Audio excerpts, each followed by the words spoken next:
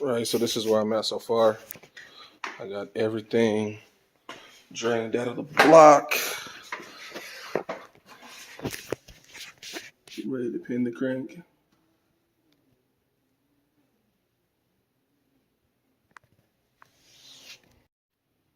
So I just finished drilling out the holes to pin the crank. Not too bad. They provide the drill bit, so it was pretty easy. All right, I got the crank pin. Wasn't too bad.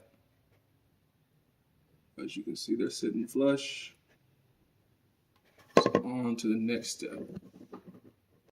Got the new ATI pulley installed. New crank pulley.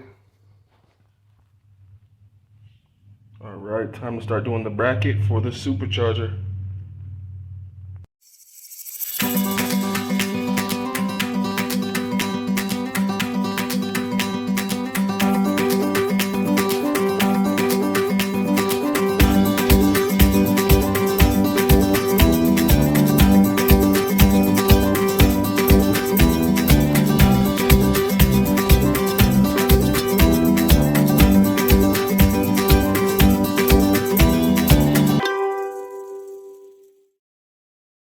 All right, I got both belts ran.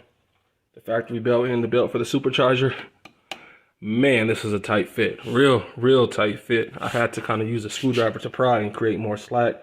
That tensioner just wasn't giving me enough, but whew, oh, that was tough. Got it on though, got it on. Next up, I just gotta do the brackets to drop the radiator down a little bit, and I'll move on to the next step, so. All right, this is gonna be the first startup. As you see, I don't have everything connected.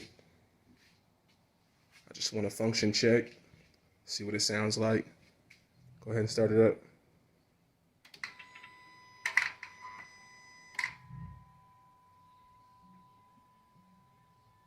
I won't leave it running long. No coolant take. Again, I just want to function check it.